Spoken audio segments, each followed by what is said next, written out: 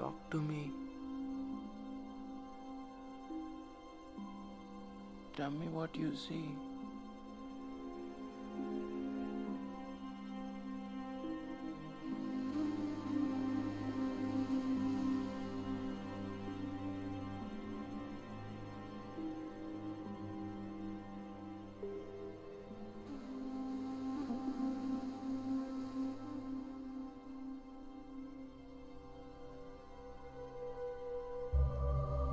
We are unique in our ability and the ways that we communicate our thoughts, ideas and experiences with each other.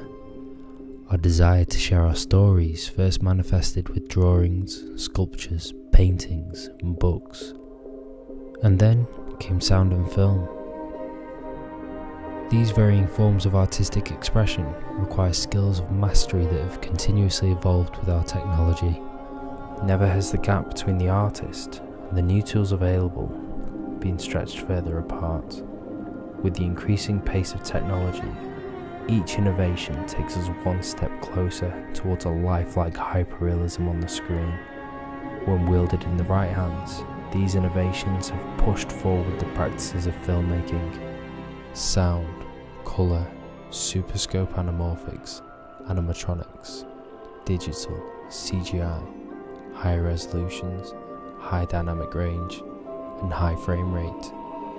Each progression taken has a price and demands new standards in filmmaking. So as many look towards VR and the newest development in artistic storytelling, let's shine a light on the most current evolutionary event in the cinematic experience, where we will journey through the artistic, scientific, and philosophical. I'm Louis, and this is the art of 3D cinema.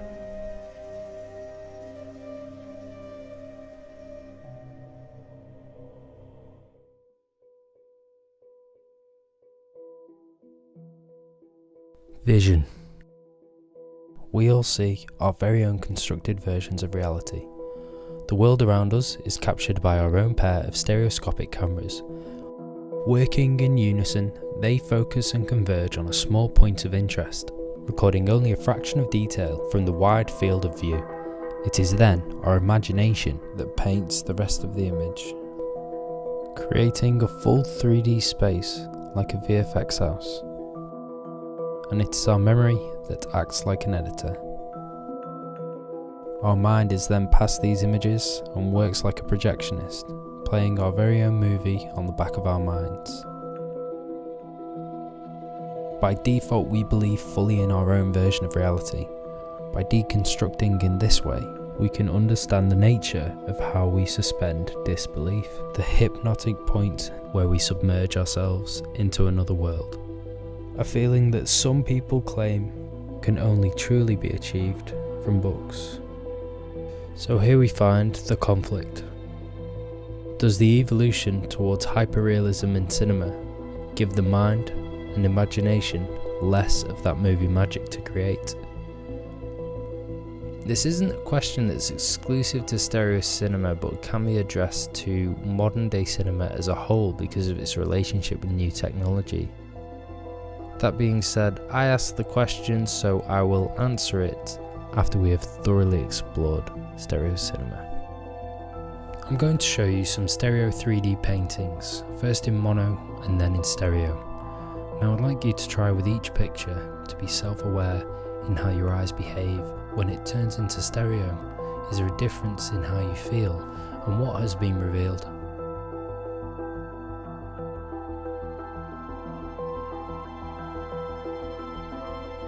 What do you see now? It's very subtle.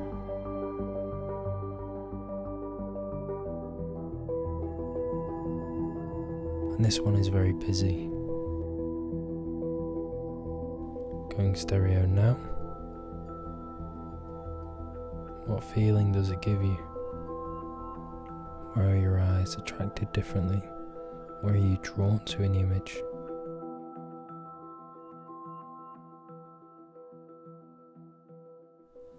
And even with this simple market painting, there is much more to see.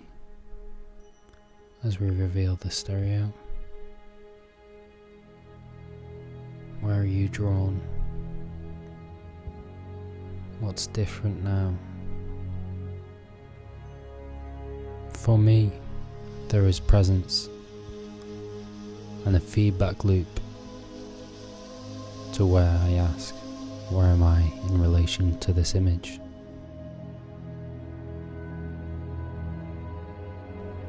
Initially, with this image, you will be trying to work out what everything is and where it is in relation to each other. And if we look now, we are able to process it so much faster, and the mind can focus on other things to appreciate. With the brain being able to separate the space and the assets faster, this translates in filmmaking to a higher comprehension of the blocking and making the subjects almost tangible.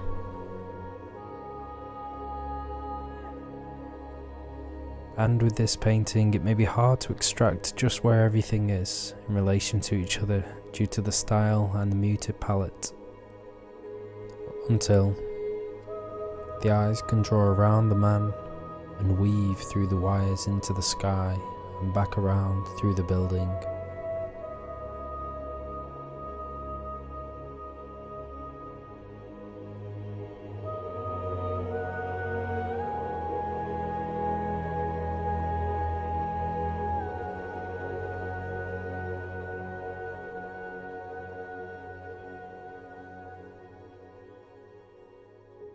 But what are you not seeing? And only now can we see the seagulls at the base of the ship as our eyes weave between the rocks and the poles and up into the sky around the ship, curving up into the distance and then back around to the base as we see the full scale of the image. This artistic expression can only be experienced in 3D and has a direct negative compromise on the 2D experience. This all comes down to depth. And everything's place in depth sits in relation to where the screen plane is. If something was flat on the screen plane, it would have no difference from the left or right image, and we would perceive its distance to be no nearer or further from where the screen is from the viewer. If a subject is deep into the screen, it has positive parallax, where the eyes stare directly forward into the screen. If the images haven't been mastered to the screen size correctly, the eye line can go wider than parallel and create something called disparity. A negative parallax is the opposite, where it's out of the screen and into the viewer's space, where our eyes cross over and bring the point in which they converge closer to the viewer. Here is where we find the majority of rules for 3D filmmaking that cause conflict with traditional filmmaking techniques, mostly with framing against edge violations, blocking, composition, lighting and depth of field, just to name a few. However, mastering this space and the screen plane is how we lead the eye completely differently within 3D.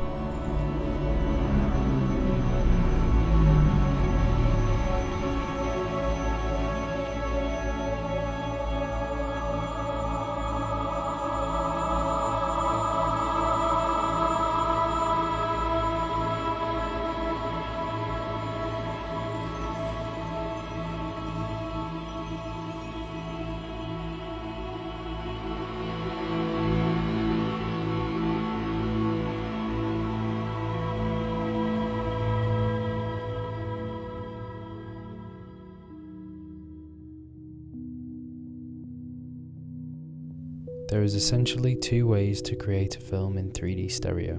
The first is native, which uses two aligned and synchronized cameras in real or virtual environments. This is based on replicating the natural way that human vision works.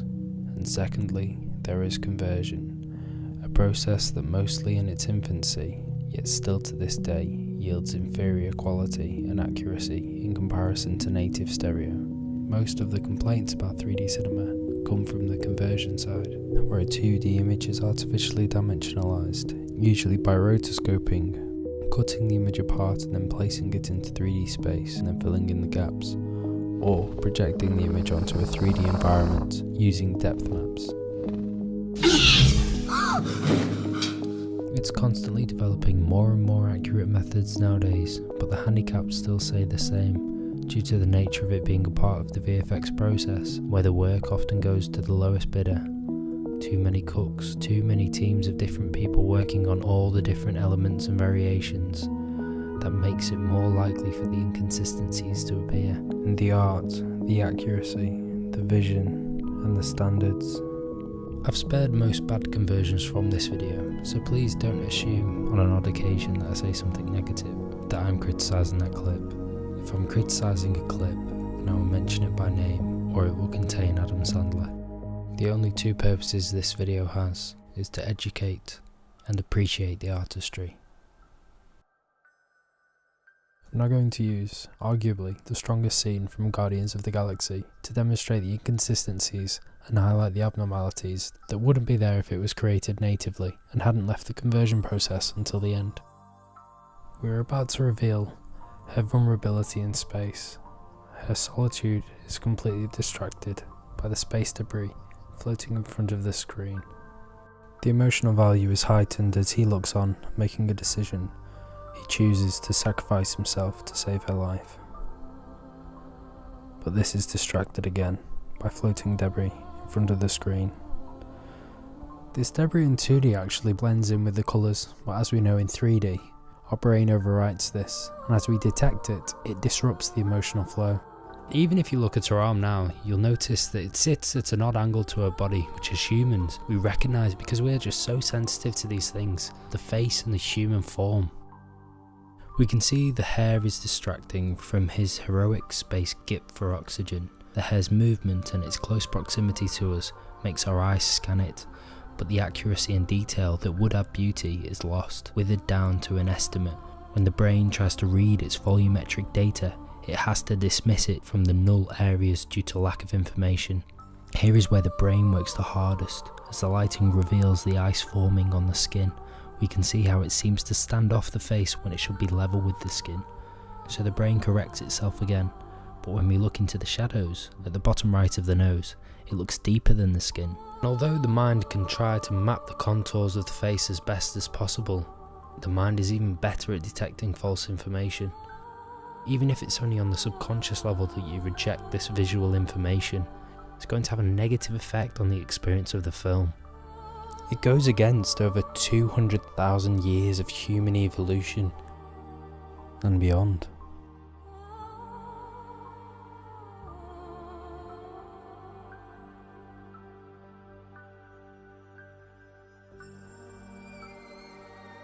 And this is on the same basis as the Uncanny Valley, our ability to detect false CGI humans. Yet, even though the level of 3D detail on this model would far surpass the usual 2D conversion, if this guy walked into your kitchen like that, would he fool you? And to quote Steven Spielberg, I'm certainly hoping that 3D gets to the point where people do not notice it, because once they stop noticing it, it becomes another tool to help tell the story. If I may, I'll tell you the problem with the scientific power that you're using here.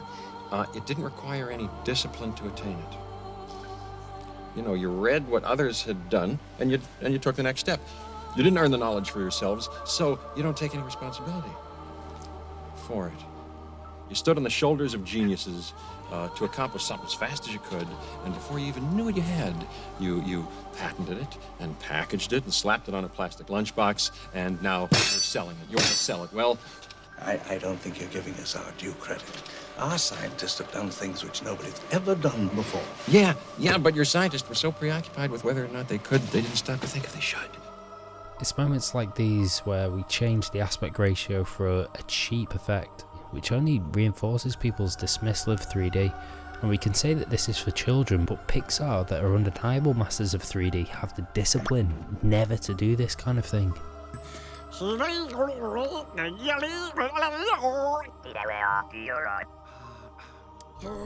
Their films are for kids, but they still choose to use 3D tastefully to emphasise the story, more so leaning on the depth.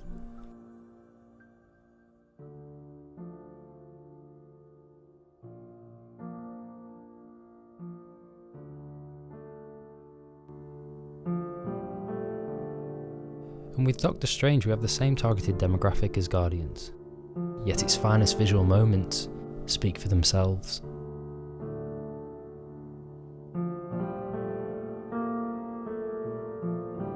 And this is an example not only to the other comic book films to what they could achieve, but it asks the question, what could Interstellar have achieved if Christopher Nolan had the same level of respect for the art that, say, James Cameron does?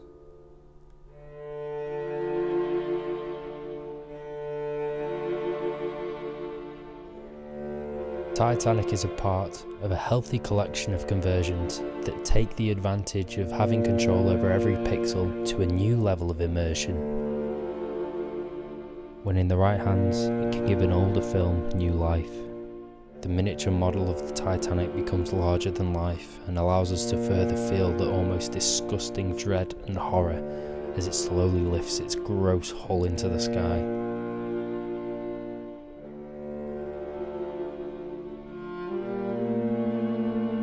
The Titanic in 2D already delivers the horrific scale and magnitude of the tragedy in a phenomenal visual way.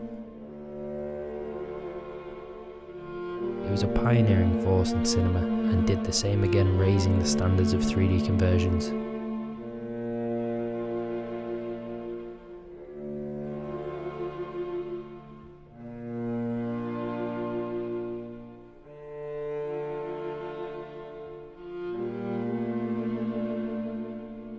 Another masterful conversion is The Walk. Dariusz Wolski was the same stereographer for Prometheus. Made the choice because of the level of control they could get from the conversion. This gives an exaggerated, cartoonish feel, which works to romanticize the sensitive subject of the two towers. It was created for 3D and completely enhances everything it can, selling the belief in the CGI buildings to seem physical and real, as opposed to 2D, where it can feel fake and even be repelling. It is an example in almost every shot, if you close one eye, of how much difference there is in experiencing a film intended for 3D in 2D, which many films were experienced in and then rated on.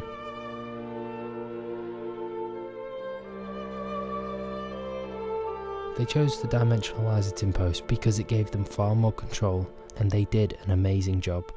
But when the technology gives us a choice to do both, you can always change it in post, but you can never go back and record the extra frame.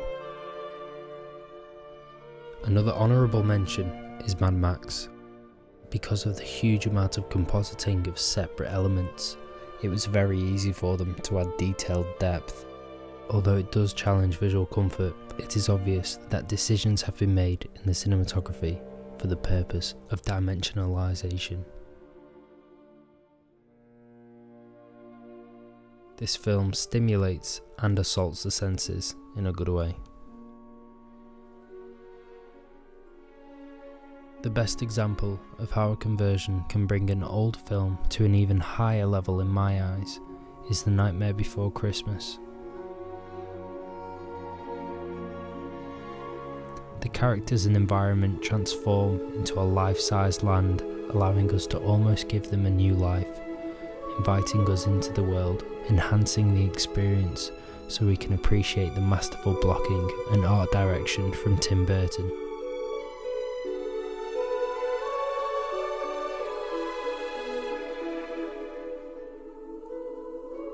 I used to watch this film so much when I was a kid, and seeing it now in stereo, I just feel that nostalgia so much more.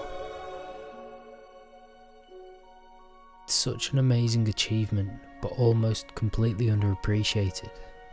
So many fans don't know of its existence, and how much more of an experience this gives. There was very little to no depth of field to contend with, which even the best can struggle to master in 3D. The exaggerated scale allows us to appreciate the full intended design and features of the characters, like Jack and his long stretched skeleton fingers and limbs, or the mayor and his round, fat, toy-like body. Almost every filmmaking technique within Nightmare Before Christmas translates perfectly into 3D.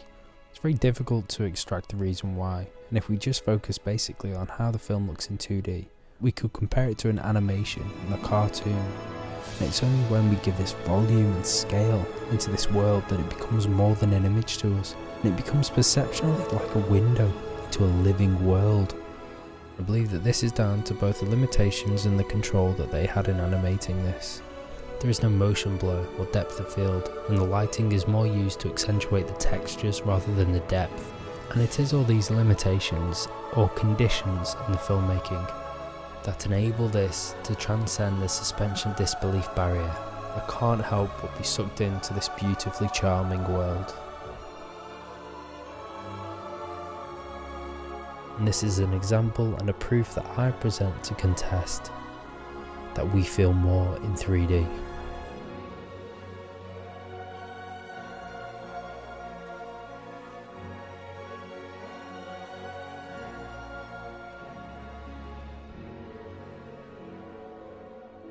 Native is the original form of stereography. Because it so closely replicates human vision, it gives us the most comfort and accuracy, while also offering all the natural advantages we receive from having stereo vision. And this can be seen at its highest when it's applied to one of the main reasons we have two eyes, developed through predator-prey situations, where we track and see through the long grass, trees, rain, or snow. The extra frame gives us another view behind the obstructing occlusion, which gives us a higher perceived resolution. Take a look at this low-res example. The grass, leaves, browns and greens are hard to separate from each other. But if we turn into stereo, we can now see exactly where everything is. And the low resolution can still be noticed, but we can separate and see where everything is, which helps us track and see contrast without using colour or light. But when combined with light and excellent cinematography, we can navigate and track more intricate movements and complex environments, busy scenes with intricate structures that closer represent real life.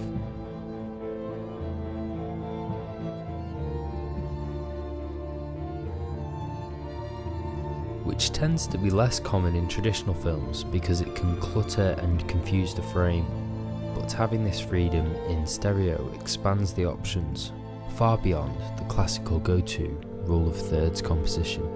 If we frame an intricate structure inside the rule of thirds, we are presented in both cinematic languages, predominantly the tree, but in stereo there is an extended language for us to awe. We see the gradual trend of the green airy leaves arching down, outward, and then into the sky as it contrasts from the flat wall against the screenplay.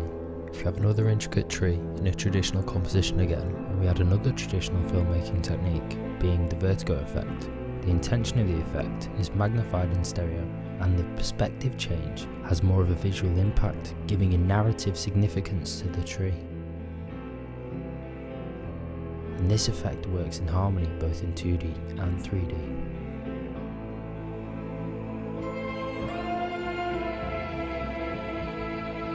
It's all down to the director and can be used to suggest a number of things for the story and protagonist's journey.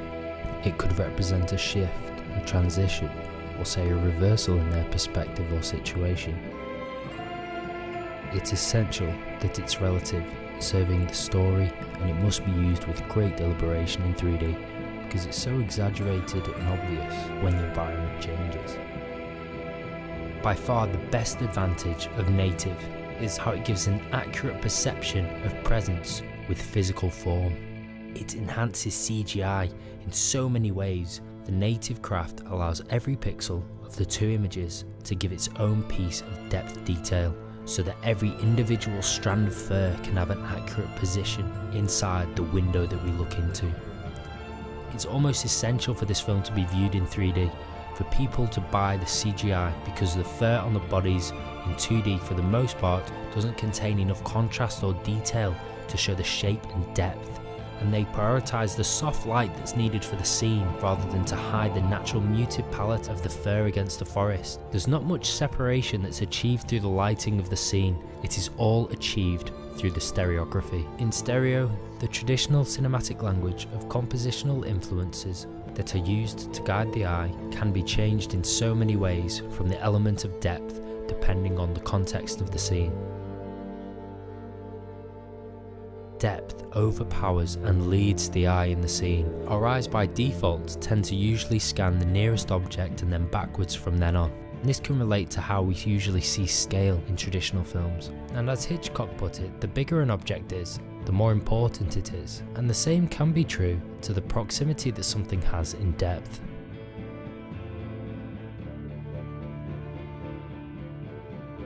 Light is usually used to bring our attention to the thing that is closest to it, but in depth, our eyes are drawn to the closer objects with less light, or guided by the other influences. The focal point is traditionally suggested or forced by the use of depth of field, and this is where we see the most conflict between the two cinematic languages. If we are told in 3D to look at an object that is closest to us, but we are also told to look at the subject, it confuses the viewer and can break the suspension of disbelief.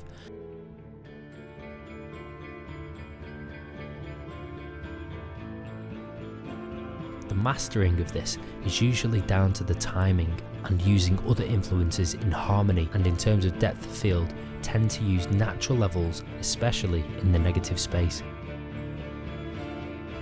James Cameron tends to lock the screenplay to the point of focus, and this creates violations like the moving brightly lit out of focus objects being cut in half by the frame. The people who I believe are the masters never cut an object out in negative space. Look at how Woody's hat always sticks out in negative space, and watch how the framing dances around it perfectly.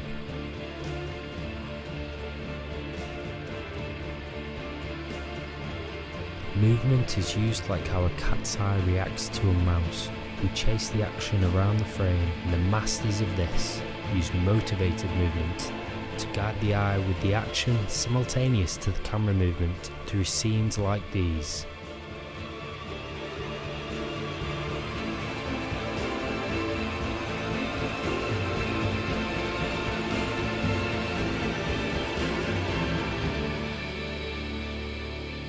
Geometry takes on new levels and transcends into the possibilities and unexplored art of 3D. Usually we are attracted to simple shapes, but in 3D the shape is now volumetric. Guiding lines all play a part in guiding the eye, and this is accentuated in 3D. They are not only aesthetically pleasing, but can bring us further into the depth, which can be used to imply negative space in relation to the subjects within their environment. Finally, we are influenced by the human, their form, their face and their eyeline. We examine and read the faces of characters because this is what we do in human interaction, but in 3D, the level of detail and presence bring through an intimacy with our characters. Techniques and conventions are changed, and we find the framing of traditional over-the-shoulder shots become the first-person experience. The emotion is directed towards us, and we are involved directly with the drama. Let's see how a conversion compares.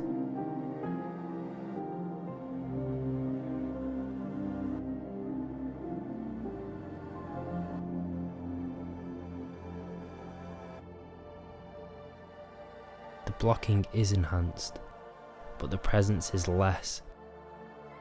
It switches between the two with a balance that serves both viewings well and plays it safe between the two languages. Everything will be fine. In this film, the cinematography and the stereography dance beautifully together and absolutely masters the duality of the two cinematic languages. The natural lighting that paints a dramatic texture over the face as he then moves into the frame, standing and showing his dominance over the situation. His eyeline is away from her as his scale is larger. These extensions create more opportunity for subtext in stereo, and this film in 2D suffers. It's beautiful to examine. Take this scene, where usually our eyes would see the man closest to us on the left, but this is controlled by using light. This would more than likely be overlooked in a conversion, as we sit parallel to the two men. guiding lines guide us to them as we then sit intimately within their conversation. This technique of intimacy can also be used to create discomfort, to portray a character's imposing arrogance on our personal space.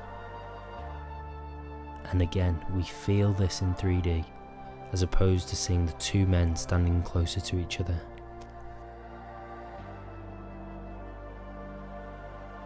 The human form and body is hardwired into us, mostly because we are sexual beings. The human body in stereo is the difference between a painting and a sculpture. The body is complex in its shape, through its contours, curving lines that wind in and spiral in all directions that only true accurate depth can reveal.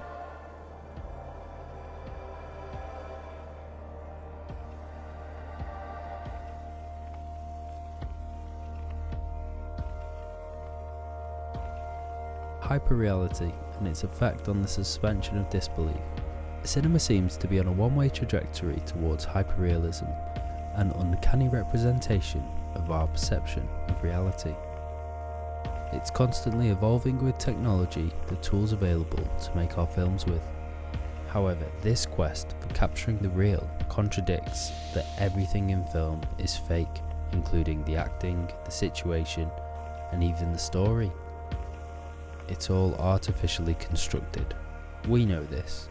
So when we watch a film, we subconsciously choose to suspend our disbelief until something breaks it. It's different to each individual. Some people can consciously choose to employ their own plausible deniability to enjoy a film even though they know or can see a cause for disbelief. Director Ang Lee, who gave us Life of Pi, recently pioneered with the help of Dimitri Portelli the most relevant example of cinematic hyperrealism, Billy Lynn's Halftime Walk, so cutting edge that here in Britain there was unfortunately no way for me to see it in its full intended visual buffet.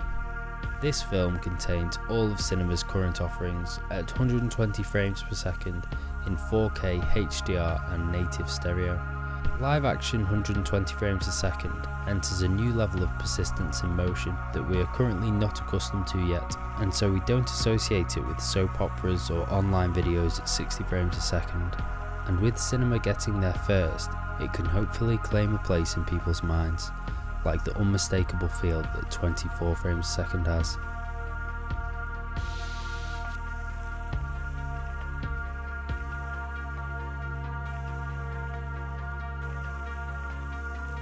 And 3D welcomes high frame rate because of what motion blur is, which is a balance between implying motion and destroying detail at an equal ratio.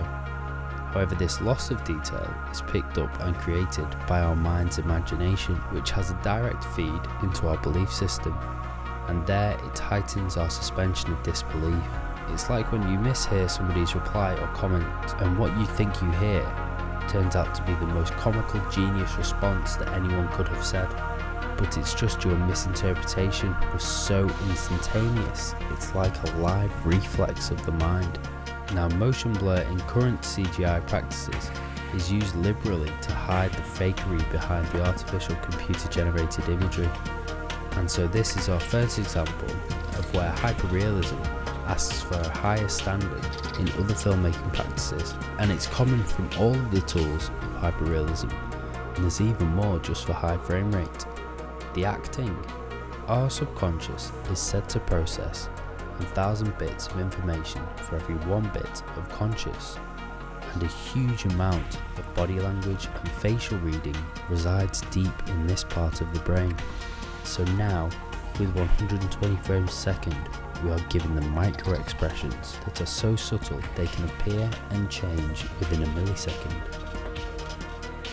And this can do one of 3 things. It can concur to the current expression and give us more of the emotion. It can give us different information and a more complex reading on the emotion or the actor's feelings, or it could give incongruencies to where the belief in the acting fails, and this is far more likely to happen with extras and supporting artists. As high dynamic range and resolution increases, so do the standards for special effects and makeup. There is a need for the details and the standards to become indistinguishable in real life now. When I experienced The Hobbit on a laser projector at 48 frames a second, I felt like I was watching and standing on stage with a theatre play. And then I could see Gandalf's contact lenses, and it felt like a rehearsal. You could say that sometimes you need a little bit of Vaseline on the lens to leave a little for the imagination. But this is like how many felt when Aliens finally came out on Blu-ray. The prosthetics and tricks of the camera that don't hold up to the new cinematic standards in the high playback quality that we have today. The greatest advantage that native 3D brings to this hyper suspension of disbelief is presence. There's pros and cons to each of the tools that I've mentioned, and in this case it comes down between the distractions and or the questions of plausibility. But can we become distracted from questioning plausibility just by experiencing live with heightened emotion? I believe that stereo can bridge the gap directly into our emotional states because of the perception of the external and altered internal presence. The external presence is the person that we perceive is in front of us and a part of our 3D dimension. The altered internal, our own feeling of where we are in relation to the film, is our awareness and consciousness comes away from our heads and down into the body. And once this emotional state is heightened,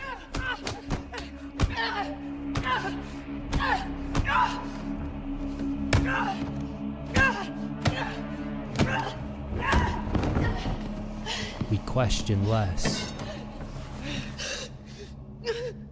and feel more.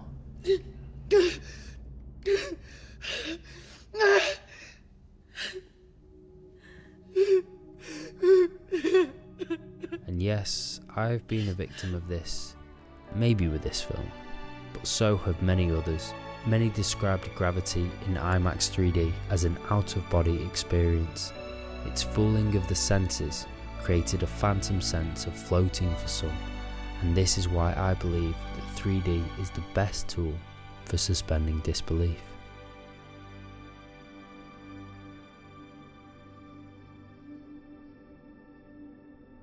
Story rules all. But would you rather go to a cinema or a campfire to experience one? Long live the king.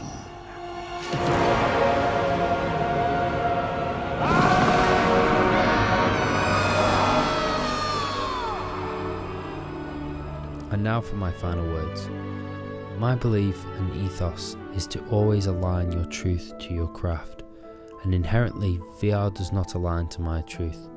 3D is still an external experience, and it sits just comfortably on that edge of non-invasive technology, but retains a power and an ability to suspend disbelief further than traditional cinema, which is a tool that I respect and I will continue to use.